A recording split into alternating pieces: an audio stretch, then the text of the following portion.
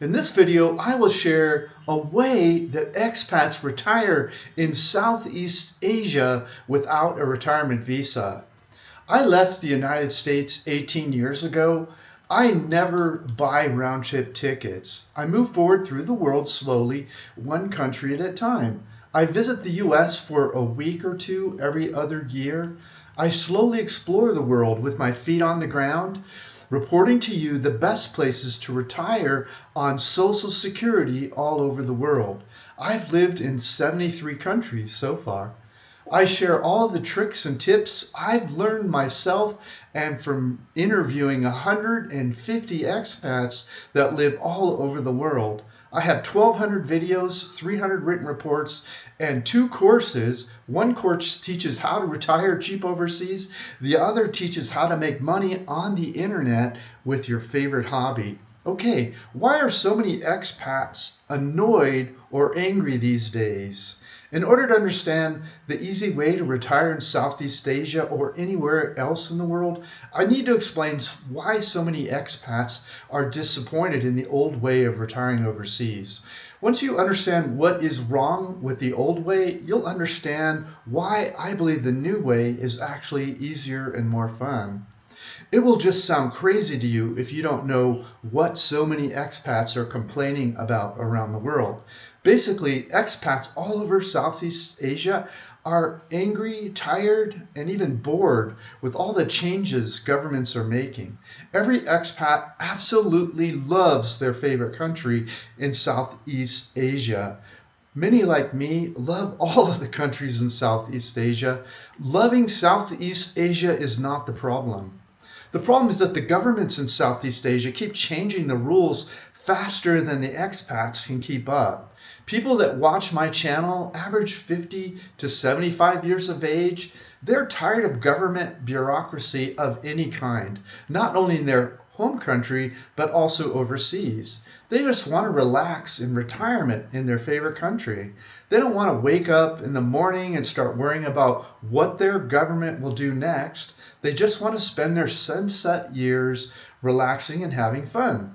They don't want to do research or begin studying what they need to do differently every time their home country or their new country decides to make changes. That is why people all over the world are upset these days. So I'll give you the short story on why some expats in Southeast Asia are annoyed these days, and then I'll explain my new easy way to avoid all the headaches, but not only in Southeast Asia, but all over the world. Okay, here we go. Example, expat annoyances in Southeast Asia. Expats in Thailand are tired of all the changes. The Thai government keeps changing the visa rules faster than anyone can learn the old rules. Plus, Thailand just started taxing expats, and the expat tax laws are not written clearly, which just creates unnecessary fear. Some accountants believe there are loopholes in the new tax law, but many expats left their home country to avoid these kind of headaches, so it leaves a bad taste in their mouth. Thailand also keeps changing the procedures and documents you need to provide when you need to renew your visa. So some expats began moving to other countries or back home. In the Philippines, for what seemed like decades, expats were able to enter the Philippines on a tourist visa and stay for up to 36 months just by paying tourist extension fees. But the Philippines has started to ask some people to leave the Philippines when they try to extend their tourist visa. It doesn't happen to everyone, but it happens often enough to make expats worry. Now, every time they go in for a visa extension, they wonder if they will be the unlucky ones asked to leave before the 36 months. Plus, the Philippines keeps increasing the renewal fees and shortening the number of months you can extend per visit to the immigration office. So expats spend more time and money in immigration offices, which is just annoying them. They just want to enjoy their retirement worry-free. Some expats fear the Philippines government will make them apply for a retirement visa instead of get tourist visa extensions. In that case, case, expat retirees would need to put up 10,000 US in a Philippine bank in one example. Some expats in the Philippines don't have the extra 10,000. Others would rather keep the 10,000 investments where it can earn income. Plus, putting large deposits in foreign banks requires many expats to report foreign bank accounts to their home country. Other expats in the Philippines worry that the Philippines will start applying expat taxation like you're seeing in Thailand now. Expats in Cambodia are not complaining about the government yet because obtaining a visa is so far easy and the cost of living is reasonable. However, expats in Cambodia worry that the healthcare is not as good as other countries in Southeast Asia. Many expats who visit Malaysia love it. Malaysia is one of the most developed countries in Southeast Asia with great medical care and reasonable cost of living. But very few new expats can retire in Malaysia because the retirement visa is way over their financial capacity. It's just become way too expensive. So most new expats realize they will only be able to visit Malaysia for 90 days as a tourist. Luckily, Malaysian expats who qualified for the affordable retirement visa 5 years or more ago are still being allowed to renew their retirement visas based on the old terms. Laos has a long-term visa that's neither difficult nor complicated. The only complaints I hear from expats there is that the healthcare is not as good as other parts of Southeast Asia. So Laos is similar to Cambodia in that regard. Indonesia has a retirement visa that's neither difficult nor complicated, but requires about $3,000 per month to qualify. The only complaint I hear from retired expats in Indonesia is that inflation is too high. That leaves Vietnam. Vietnam has no retirement visa, but thousands of expats retire there. They just do visa runs every 90 days. That means they just leave Vietnam every 90 days, apply for a new 90-day visa, and then return. Vietnam is one of the cheapest and most beautiful and safest countries in the world. That's why expats tell me they are willing to do 4 visa runs per year to retire in Vietnam. Some people say Vietnam will have better visa options later, but I'll believe it when I see it. Now that you know what expats around Southeast Asia are complaining about, here are the complaints the new easy way to retire in Southeast Asia solves for you. These complaints are solved for most passport holders of Western-style cultures, such as the USA, Canada, Europe, Australia, and New Zealand, along with many other countries with favorable international passports. Number 1, no expat income taxation. Number 2, no application for retirement visas. Number 3, no delivery of your personal banking documents to visa agents or immigration officials. Number 4, no monthly or annual reporting for retirement visas.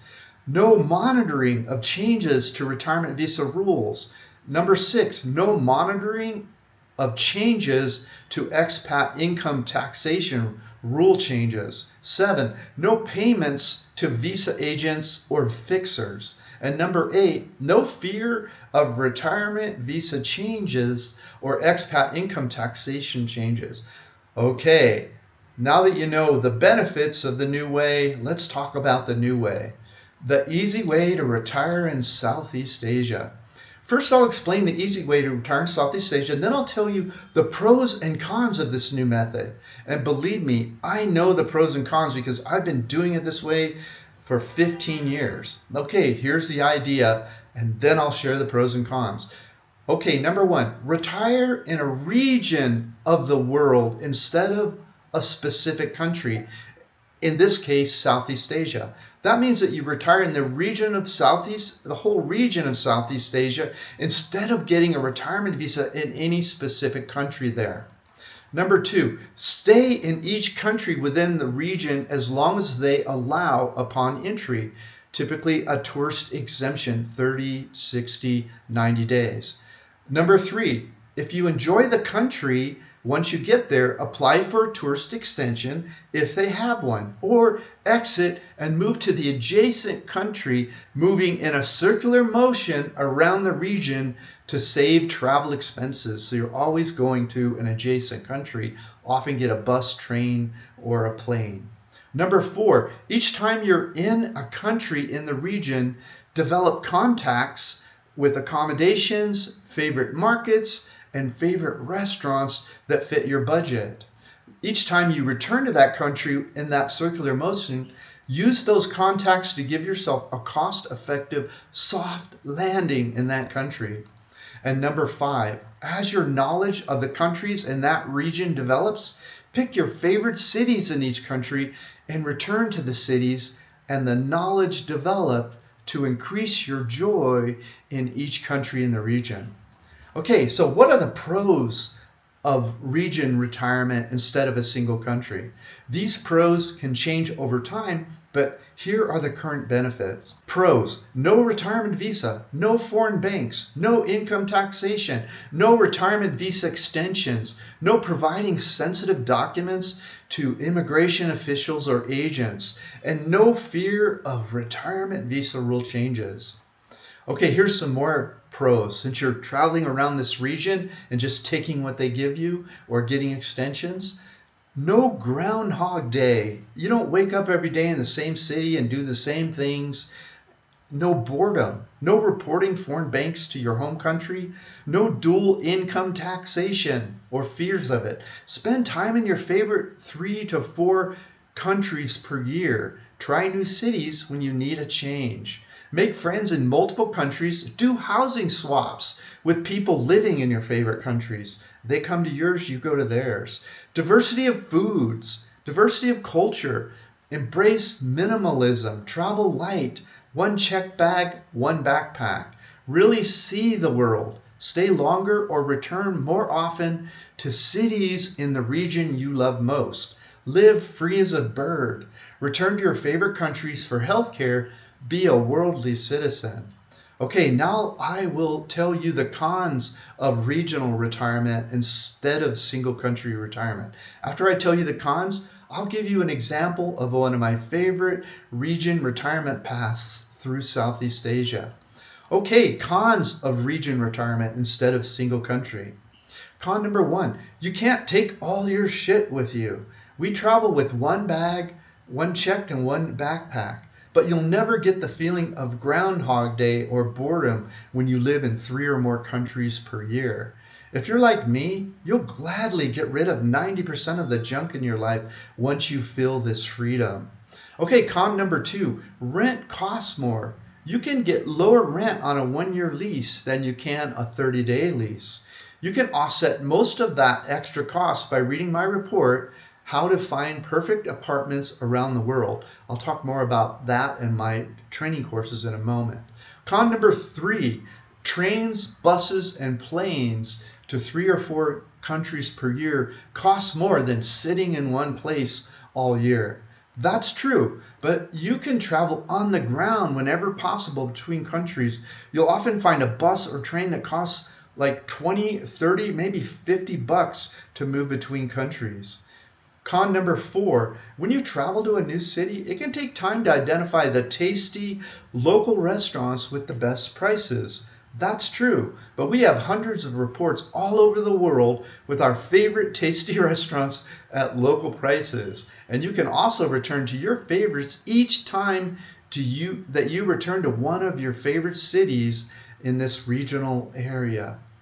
Con number 5, it takes time to find your favorite things to do in a new city. That's true, but the excitement of discovering a new city is stronger than the boredom you feel when you have already seen everything in the same old city. Whether you want to retire overseas the old way in one country, or you rather try out the new way of retiring in a region of the world, we've got you covered. Watch the video in the upper right-hand corner of the screen to learn all about it when this video is over. Okay, let me give you an example of favorites.